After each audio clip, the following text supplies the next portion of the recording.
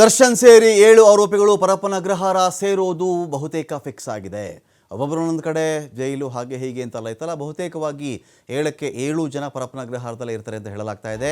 ಶೀಘ್ರವೇ ವಿಚಾರಣೆ ನಡೆಸಬೇಕು ಅಂತ ಹೇಳಿ ಸುಪ್ರೀಂ ಕೋರ್ಟಿಂದ ಸೂಚನೆ ಕೂಡ ಇದೆ.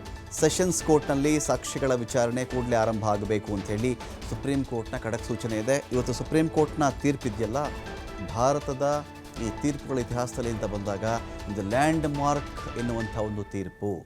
ಶ್ರೀಮಂತರಿಗೆ, ಪ್ರಭಾವಿಗಳಿಗೆ, ಹಣ ಇದ್ದವರಿಗೆ, ಯಾರ್ಯಾರಿಗೋ ಸಿನಿಮಾ ರಂಗದವ್ರಿಗೆ ವಿಶೇಷ ಅಂತ ಎಲ್ಲೂ ಬರೆದಿಲ್ಲ. ಈ ದೇಶದ ಕಾನೂನಲ್ಲಿ ಎಲ್ಲರೂ ಫಾಲೋ ಮಾಡಬೇಕು.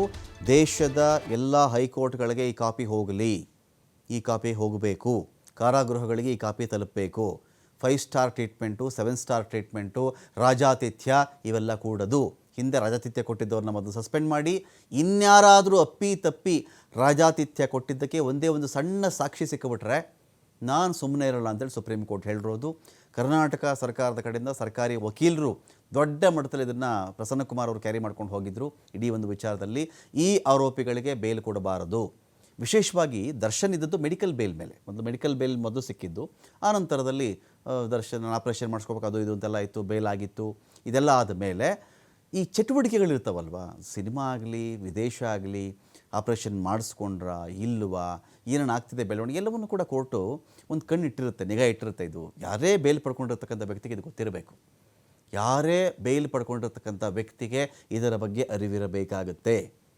ಸೊ ಇದೆಲ್ಲವನ್ನು ಒಂಥರ ದಾಟದ ರೀತಿಯಲ್ಲಿ ಕಾಣಿಸ್ತಾ ಇತ್ತಲ್ಲ, ಆ ಒಂದು ವಿಚಾರಗಳು. ಜೊತೆಗೆ ಈ ಒಂದು ಇನ್ನು ಕೇಸ್ ಟ್ರಯಲ್ ಶುರುವಾಗಿಲ್ಲ, ವಿಚಾರಣೆ ಶುರುವಾಗಿಲ್ಲ. ಕೇಸ್ದು ತಪ್ಪು ಮಾಡಿದಾರಾ ಇಲ್ವಾ ಅಂಥೇಳಿ. ಬೇಲ್ ಬೇಕಾ ಬೇಲ್ ಬೇಡವಾ ಬೇರೆ ವಿಚಾರ. ಪ್ರಜ್ವಲ್ ರೇವಣ್ಣ ಒಂದು ಮೆನ್ಷನ್ಗೋಸ್ಕರ ಹೇಳ್ತಾ ಇದ್ದೀನಿ ನಾನಿಲ್ಲಿ, ಅದನ್ನು ಮೆನ್ಷನ್ ಮಾಡಬೇಕು ಅಂಥೇಳಿ.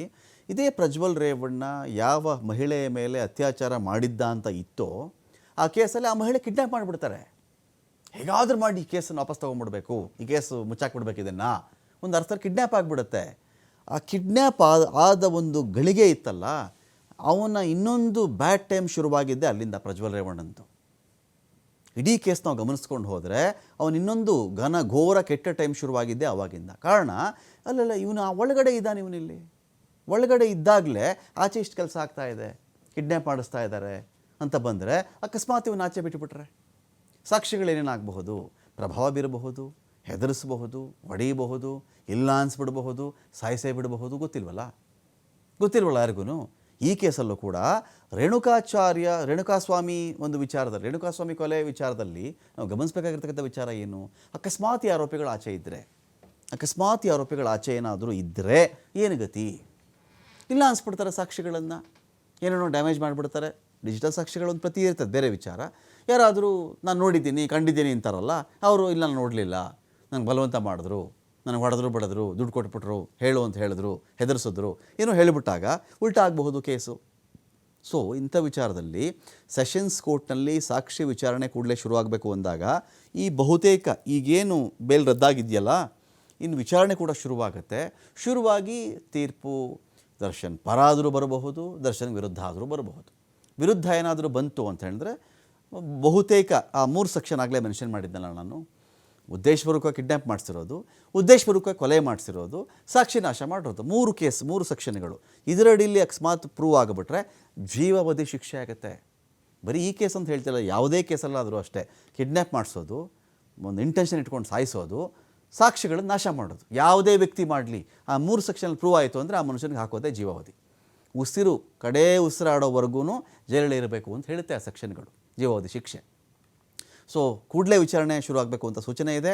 ವಿಚಾರಣೆ ಆರಂಭವಾದರೆ ಆರೋಪಿಗಳನ್ನು ಕೋರ್ಟ್ಗೆ ಹಾಜರುಪಡಿಸಬೇಕಾಗತ್ತೆ. ವಿಚಾರಣೆಗೆ ಪ್ರತಿ ಬಾರಿ ಬಳ್ಳಾರಿ ಜೈಲಿಂದ ಕರೆತರುವುದು ಕಷ್ಟ ಸಾಧ್ಯವಾಗುತ್ತೆ. ಹೀಗಾಗಿ ಪರಪ್ಪನ ಅಗ್ರಹಾರ ಜೈಲಲ್ಲೇ ದರ್ಶನ್ ಬಂಧಿಯಾಗಿಡಬೇಕು ಅಂತ ಕೋರಿಕೆ ಇದೆ. ಇವತ್ತು ಕೋರ್ಟ್ಗೆ ಆರೋಪಿಗಳನ್ನು ಹಾಜರುಪಡಿಸುವ ವೇಳೆ ವಕೀಲರು ಕೋರಿಕೆ ಇದು. ಸರ್ಕಾರಿ ಪರ ವಕೀಲರಿಂದ ಪರಪ್ಪನ ಅಗ್ರಹಾರದಲ್ಲಿ ಆರೋಪಿಗಳನ್ನು ಇಡೋದಕ್ಕೆ ಕೋರಿಕೆ ಇದೆ. ಇದು ಒಂದು ಭಾಗ. ಅಂದರೆ ಈಗ ಪರಪ್ಪನ ಅಗ್ರಹಾರದಲ್ಲೇ ಇಟ್ಬಿಡಿ, ಬಳ್ಳಾರಿ ಅಲ್ಲಿ ಇಲ್ಲಿ ದೂರ ಎಲ್ಲ ಬೆಳಗಾವಿ ಎಲ್ಲ ಬೇಡ ಅಂತ. ಬಟ್ ವಾಸ್ತವ ಏನು ಅಂತೇಳಿ ಇನ್ನೊಂದು ಕಡೆ ಚೆಕ್ ಮಾಡಿಕೊಂಡಾಗ ಗೊತ್ತಿಲ್ಲ ಅದು ಎಷ್ಟು ಮಟ್ಟಿಗೆ ಇದು ಅಂಥೇಳಿ. ಇನ್ನೊಂದು ಕಡೆ ಈಗೆಲ್ಲ ವಿಡಿಯೋ ಕಾನ್ಫರೆನ್ಸ್ನ ಮೂಲಕವಾಗಿಯೇ ಆರೋಪಿಗಳನ್ನು ಅಥವಾ ಯಾವುದೇ ಕೋರ್ಟಲ್ಲಿದ್ದರೂ ಹಾಜರುಪಡಿಸ್ತಕ್ಕಂಥ ವ್ಯವಸ್ಥೆ ಇದೆ.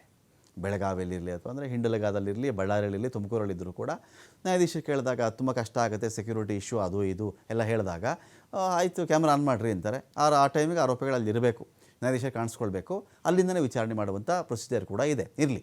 A2 ದರ್ಶನ್ ಮೇಲಿರ್ತಕ್ಕಂಥ ಕೇಸ್ ಏನು ಅಂದರೆ IPC 120 ಸಬ್ ಕ್ಲಾಸ್ ಬಿ, ಒಂದು ಗುಂಪಿನಿಂದ ಕ್ರಿಮಿನಲ್ ಪಿತೂರಿ, ಒಂದು ಗುಂಪು ಅಪರಾಧಿಕ ಒಳಸಂಚು ಮಾಡೋದು ಅಂತ. ಕ್ರಿಮಿನಲ್ ಪಿತೂರಿ ಮಾಡ್ತಾರೆ ಅವರು. ಏನೋ ಒಂದು ತಪ್ಪು ಕೆಲಸ ಮಾಡಬೇಕು, ಒಬ್ಬನ ಮುಗಿಸ್ಬಿಡ್ಬೇಕು, ಹೊಡಿಬೇಕು, ಬಡಿಬೇಕು, ಸಾಯಿಸಬೇಕು, ಇದೇನೋ ಆಗುತ್ತಲ್ಲ, ಅಪರಾಧಿಕ ಒಳಸಂಚು 120B ಹೇಳಿ ಕ್ರಿಮಿನಲ್ ಕಾನ್ಸ್ಪಿರಸಿ. ಇದು ಒಂದು ಇಡೀ ತಂಡ ಸೇರ್ಕೊಂಡಂಥ ಪ್ಲಾನ್ ಮಾಡ್ತಾರೆ ಅಂತ ಆ ಸೆಕ್ಷನ್ಗೆ ಬರುತ್ತೆ. ಇದು ಪ್ರೂವ್ ಆದರೆ 2 ವರ್ಷ ಜೈಲು, ಜೀವಾವಧಿ ಕೂಡ ಆಗಬಹುದು, ಮರಣದಂಡನೆ ಕೂಡ ಕೊಡಬಹುದು.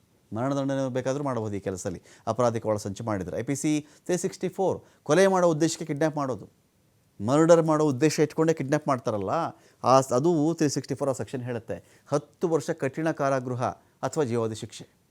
ಇದು ಬೇಕಾದ್ರೆ ಆಗಬಹುದು ಈ ಕೇಸಲ್ಲಿ ಪ್ರೂವ್ ಆದರೆ. IPC 355 ಹೇಳೋದು ಅವಮಾನ ಮಾಡೋ ಉದ್ದೇಶ ಇಟ್ಕೊಂಡೇ ಆಕ್ರಮಣ ಮಾಡೋದು, ಅವಮಾನಿಸುವ ಉದ್ದೇಶ ಇಟ್ಟುಕೊಂಡು ಮಾಡುವಂಥ ಆಕ್ರಮಣ 2 ವರ್ಷಗಳವರೆಗೆ ಜೈಲಿಗೆ ಹಾಕಬಹುದು, ಫೈನ್ ಕೂಡ ಹಾಕಬಹುದು. IPC 302 ಉದ್ದೇಶಪೂರ್ವಕವಾಗಿ ವ್ಯಕ್ತಿಯೊಬ್ಬನನ್ನು ಕೊಲೆ ಮಾಡೋದು, ಅಚಾತುರ್ಯ ಅಲ್ಲ, ಆಕಸ್ಮಿಕ ಅಲ್ಲ, ಉದ್ದೇಶನೇ ಇರಲಿಲ್ಲ, ಹೊಡೆದ್ಬಿಟ್ಟೆ ಸತ್ತೋಗ್ಬಿಟ್ಟ ಅವನು, ಕಪಾಳಕ್ಕೆ ಒಂದು ಏಟು ಹೊಡೆದೆ ಸ್ವಾಮಿ ಸತ್ತೋಗ್ಬಿಟ್ಟ, ನಾನು ಸಾಯಿಸುವಂಥ ಯಾವ ಉದ್ದೇಶನೂ ಇರಲಿಲ್ಲ, ಜಗಳದಲ್ಲಿ ಕೈ ಮಿಲಾಯಿಸುವಾಗ ಆ ಥರ ಆಗ್ಬಿಡ್ತು, ಬೇರೆ ವಿಚಾರ. ಇಂಟೆನ್ಷನ್ ಇಟ್ಕೊಂಡೆ ಅವನಿಗೊಂದು ಯಾವುದೋ ಮರದ ಹಲಗೆಯಿಂದಾನೋ, ಮರದ ತುಂಡಿಂದಾನೋ, ಕಬ್ಬಿಣದಿಂದಾನೋ, ಸರಪಳಿಯಿಂದಾನೋ, ಯಾವುದೋ ಹಗ್ಗದಿಂದಾನೋ ಹೊಡೆಯೋದು, ಕುತ್ತಿಗೆಯಲ್ಲಿ ಜೀರೋದು, ಇದೆಲ್ಲ ಮಾಡಿದಾಗ ಏನಾಗ್ಬಿಡುತ್ತೆ, ಸತ್ತೋಗ್ಬಿಡ್ತಾನಲ್ಲ. ಇದಕ್ಕೆ ಜೀವಾವಧಿ ಬೇಕಾದರೂ ಆಗಬಹುದು, ಮರಣದಂಡನೆ ಬೇಕಾದರೂ ಕೊಡಬಹುದು. IPC 201 ಅಪರಾಧ ಸಾಕ್ಷ್ಯಗಳನ್ನು ನಾಶಪಡಿಸೋದು, 10 ವರ್ಷ ಜೈಲಾಗಬಹುದು, ಇದಕ್ಕೆ ಜೀವಾವಧಿ ಆಗಬಹುದು, ಮರಣದಂಡನೆ ಆಗಬಹುದು. ರೇಣುಕಾಸ್ವಾಮಿ ಕೇಸಲ್ಲಿರೋದೇನು ಅಂತ ಹೇಳಿದ್ರೆ ಡೆಡ್ ಬಾಡಿನ ಬೇರೆ ಕಡೆ ಎಸ್ತು ಬಿಡಬೇಕು ಅಂತ ಪ್ಲಾನ್ ಮಾಡ್ಕೊಂಡಿದ್ರು. ಇದೊಂದು ಭಾಗ ಒಂದಿದು. ಎರಡನೆಯದ್ದು ಇದೇ ಒಂದು ಕೇಸಲ್ಲಿ ಈ ದರ್ಶನ್ ಇರಲೇ ಇಲ್ಲ, ಏನೋ ಸಾಲದ ವಿಚಾರ, ಹಣ ಕೊಟ್ಟಿದ್ವಿ, ಅವ್ನು ಹಣ ವಾಪಸ್ ಮಾಡಲಿಲ್ಲ, ಹೊಡೆದ್ಬಿಟ್ವಿ, ಸತ್ತೋಗ್ಬಿಟ್ಟ ಅಂತ ಇನ್ನೊಂದು 3-4 ಜನ ಬಂದರು. ಸಾಯಿಸಿದ್ದು ನಾವು, ಹಣಕಾಸಿನ ವಿಚಾರ ಅಂಥೇಳಿ. ಬಟ್ ವಾಸ್ತವ ಬೇರೆ ಇತ್ತು. ಅವ್ರ ಹತ್ರ ಅವರೇ ವಾಲಂಟಿಯರ್ ಆಗಿ ಬಂದು ಹೇಳ್ಕೊಳ್ಬೇಕಾದಾಗ ಪೊಲೀಸರಿಗೆ ಅನುಮಾನ ಬರುತ್ತೆ, ಏನು ಯಾರು ಎತ್ತ ಈ ರೇಣುಕಾಸ್ವಾಮಿ ಅಂತ ನೋಡಿದಾಗ ಹಿನ್ನೆಲೆ ಈ ಥರ ಇತ್ತು. ಸೊ ಇಲ್ಲೇನಾಗುತ್ತೆ, ಸಾಕ್ಷಿ ನಾಶ ಮಾಡೋದು, ತಾನು ಎಸ್ಕೇಪ್ ಆಗುವಂಥ ಒಂದು ಪ್ರಯತ್ನ. ಇದೊಂದು ಭಾಗ. ಸ್ವಾಮಿ ನಾನು ಎಂಟ್ರಿ ಆಗಿದ್ದು ಯಾವಾಗಲೂ 10 ಜನ ನನ್ನ ಫ್ರೆಂಡ್ಸ್ ಮೊದಲೇ ಇಲ್ಲಿದ್ದರು, ಅವರೇ ಕರ್ಕೊಂಡು ಬಂದಿದ್ದರು, ನಾನೆಲ್ಲೂ ಪ್ಲ್ಯಾನ್ ಮಾಡಿಲ್ಲ ಇದಕ್ಕೆ, ಅವರೆಲ್ಲ ಹೊಡೆದಿದ್ದರು, ನಾನು ಹೋಗಿ ಯಾಕೋ ಹಿಂಗೆ ಮಾಡಿದೆ ಅಂತ ಕೇಳಿದೆ. ಅವರು ಹೊಡೆದಿದ್ದು ಹೊಡೆತಗಳಿಗೆ ಅವನು ಅಷ್ಟೊತ್ತಿಗಾಗಲೇ ನನ್ನ ಹತ್ರ ಇದ್ದಾಗ ಮಾತಾಡಿದ್ದಾನೆ ಸ್ವಾಮಿ, ನನ್ನ ಹತ್ರನೂ ಮಾತಾಡ್ದ ಅವನು, ನಾನು ಆಚೆ ಹೊರಟುಬಿಟ್ಟೆ, ಆಮೇಲೆ ಉಸಿರು ಬಿಟ್ಬಿಟ್ಟ ಅವನು, ಇದು ನಾನು ಸಾಯಿಸಿಲ್ಲ ಅವನ್ನ, ಇದು ಅವ್ರು ಹೇಳ್ಕೊಳ್ಬಹುದು. ಅದು ದರ್ಶನ್ ವಾದ ಆ ಥರ ಇರಬಹುದು. ಆದರೆ ಈ ಸಾಕ್ಷ್ಯನಾಶ, ಅಪರಾಧ ಸಾಕ್ಷ್ಯಗಳ ನಾಶಪಡಿಸೋದಿದೆಯಲ್ಲ, ಇದಕ್ಕೆ ಮರಣದಂಡನೆಯೂ ಆಗಬಹುದು, ಜೀವಾವಧಿ ಬೇಕಾದರೂ ಆಗಬಹುದು, 10 ವರ್ಷ ಜೈಲು ಬೇಕಾದರೂ ಆಗಬಹುದು. IPC 143 ಕಾನೂನು ಬಾಹಿರವಾಗಿ ಸಭೆ ಸೇರೋದು, ಎಲ್ಲ ಒಂದು ಕಡೆ ಮೀಟಿಂಗ್ ಮಾಡೋದು, ಬಾರಲ್ಲಿ ಕೂತ್ಕೊಳ್ಳೋದು, ಪಬ್ಬಲ್ಲಿ ಕೂತ್ಕೊಳ್ಳೋದು, ಮರದ ಕೆಳಗಡೆ ಕೂತ್ಕೊಳ್ಳೋದು, ಯಾವುದೋ ಶೆಡ್ಡಲ್ಲಿ ಕೂತ್ಕೊಳ್ಳೋದು, ಹೆಂಗೆ ಕರೆಸ್ಬೇಕು, ಹೆಂಗೆ ಹೊಡಿಬೇಕು, ಯಾರು ಹೆಂಗೆ ವಿಚಾರಣೆ ಮಾಡಬೇಕು, ಅವ್ನು ಟ್ರ್ಯಾಪ್ ಮಾಡೋದು ಹೇಗೆ, ಇಲ್ಲಿವರೆಗೂ ಬರುವಂತೆ ಹೇಗೆ ಮಾಡಬೇಕು, ಇದೆಲ್ಲ ಪ್ಲಾನ್ ಇರ್ತಾವಲ್ವಾ. ಇಂಥ ಪ್ಲಾನ್ಗಳಿಗೆ 6 ತಿಂಗಳವರೆಗೆ ಜೈಲು ಮತ್ತು ದಂಡ ಎರಡೂ ಕೂಡ ಹಾಕಬಹುದಾಗತ್ತೆ ಅಂತ. IPC 147 ಉದ್ದೇಶಪೂರ್ವಕವಾಗಿ ಗಲಭೆ ಸೃಷ್ಟಿ 2 ವರ್ಷದವರೆಗೆ ಜೈಲಾಗುತ್ತೆ, ಜೈಲು ಮತ್ತು ದಂಡ ಎರಡೂ ಕೂಡ ಮಾಡಬಹುದು. IPC 148 ಮಾರಕಾಸ್ತ್ರಗಳಿಂದ ಹಲ್ಲೆ ಮಾಡೋದು, 3 ವರ್ಷಗಳವರೆಗೆ ಜೈಲು. ಅಪಾಯಕಾರಿ ಆಯುಧಗಳು, ಇವರು ಮಚ್ಚು, ಕುಡುಗೋಲು, ದೊಣ್ಣೆ, ಮರದ ರಿಪೀಸು, ಹಗ್ಗ, ಇವೆಲ್ಲ ಐತಲ್ಲ, ಮನುಷ್ಯನ ಸಾಯಿಸುವಂತಹ ವೆಪನ್ಗಳು ಯಾವ್ದು ಬೇಕಾದರೂ ಆಗಬಹುದು. ಹಾರೆ, ಪಿಕಾಸಿ, ಗುದ್ದಲಿ, ಚಾಕು, ಚೂರಿ, ಏನು ಬೇಕಾದರೂ ಆಗಬಹುದು. ಹಲ್ಲೆ ಮಾಡೋದು 3 ವರ್ಷಗಳವರೆಗೆ ಜೈಲಿರುತ್ತೆ, ಜೈಲು ಮತ್ತು ದಂಡ ಎರಡನ್ನೂ ಹಾಕಬಹುದು. 149 IPC ಹೇಳುತ್ತೆ, ಉದ್ದೇಶಿತ ವಿಚಾರ ಇಟ್ಕೊಂಡೇ, ಒಂದು ವಿಚಾರದ ಬಗ್ಗೆ ಉದ್ದೇಶ ಇಟ್ಕೊಂಡೇ ಸಭೆ ಸೇರೋದು, 2 ವರ್ಷ ಜೈಲಿಗೆ ಹಾಕಬಹುದು, ಜೈಲು ಮತ್ತು ದಂಡ ಎರಡನ್ನೂ ಕೂಡ ಮಾಡಬಹುದು. IPC 34 ಹಲವು ವ್ಯಕ್ತಿಗಳಿಂದ ಅಪರಾಧ ಕೃತ್ಯ, 10 ವರ್ಷಗಳವರೆಗೆ ಜೈಲು ಮತ್ತು ದಂಡ ಎರಡನ್ನೂ ಕೂಡ ಹಾಕಬಹುದಾಗುತ್ತೆ.